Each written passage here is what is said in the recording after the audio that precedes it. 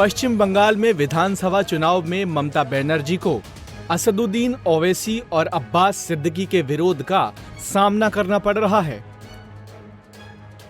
ममता बनर्जी के मुस्लिम vote bank में दोनों दिग्गज नेता सेंध लगाने के लिए पूरी ताकत झोंक रहे हैं। आसनसोल में ऑल इंडिया मजलिस-ए इत्तेहादुल मुस्लिमीन के सुप्रीमो असदुद्दीन ओवैसी ने रैली को संबोधित किया।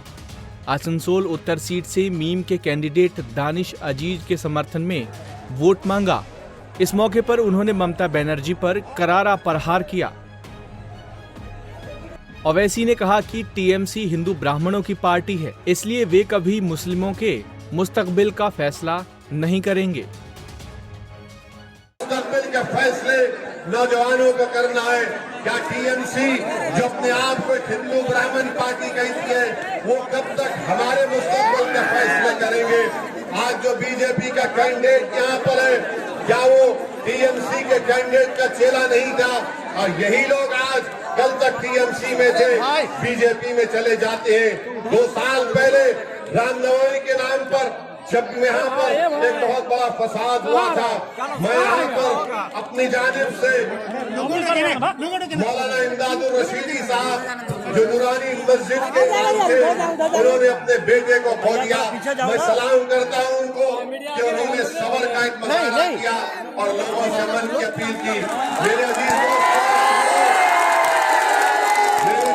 अजीजों बुजुर्गों, आप अंदाजा लगाइए कि हम हमेशा सबर का दामन थामते हैं, मगर हमसे इंसाफ नहीं होता।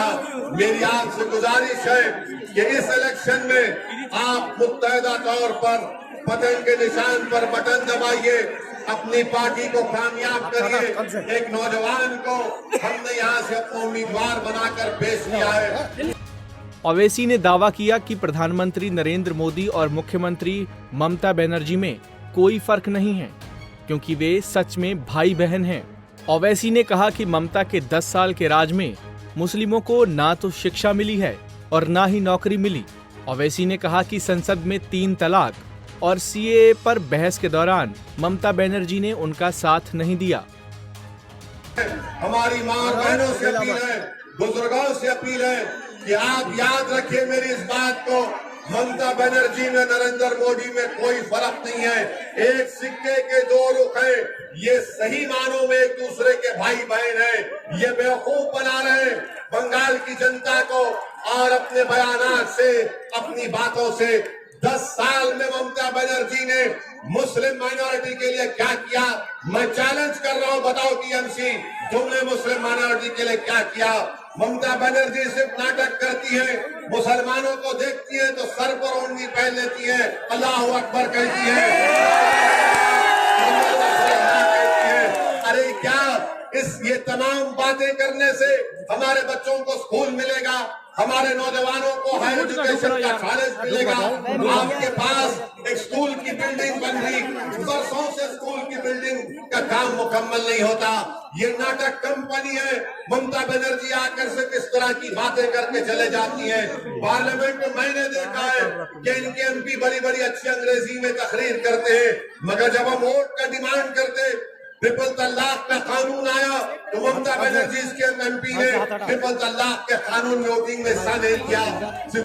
वहीं ओवैसी ने कहा कि बीजेपी उन्हें डरा नहीं सकती और ना ही वे उनकी पार्टी के कार्यकर्ता टीएमसी के गुंडों की धमकियों से डरेंगे।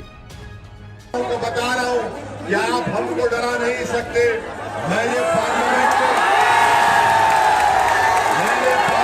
में बीजेपी के 300 एमपी की आंखों में आंखें डालकर नरेंद्र मोदी की सरकार के सामने सीडब्ल्यू के कानून को फाड़ दिया।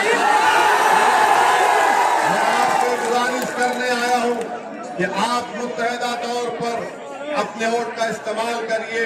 आपको डरने और घबराने की जरूरत नहीं है। मैं पहली मर्तबा आसनसोल को आया हूँ। इंशाअल्लाह ताला अल्लाह ने मेरी जिंदगी बाकी रखी तो बार बार आपके दरमियान में आऊंगा।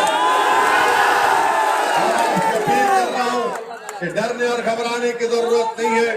टीएमसी के गुंडों ने दानिश को मारा, मगर याद रखो एक दिन तुम्हारे जुल्म का खात्मा होगा, तुम्हारा ये जुल्म खत्म होगा, तुम्हारी ये गुंडागर्दी खत्म होगी।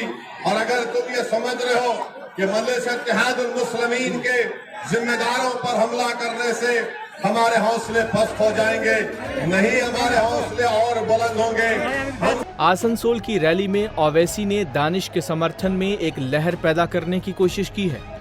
ओवैसी की रैली में उमड़ी भीड़ अगर वोट बैंक में बदल गई तो दीदी के कैंडिडेट के सपने धरे के धरे रह जाएंगे। पंजाब केसरी टीवी के लिए आसनसोल से उदय प्रताप सिंह की रिपोर्ट। हमसे जुड़े रहने के लिए हमारे YouTube चैनल को सब्सक्राइब करें और नई वीडियो की नोटिफिकेशन के लिए बेल आइकॉन को दबाएं। अगर आप ये वीडियो Facebook पर देख रहे हैं तो लाइक जरूर करें और ज्यादा से ज्यादा शेयर करें। धन्यवाद।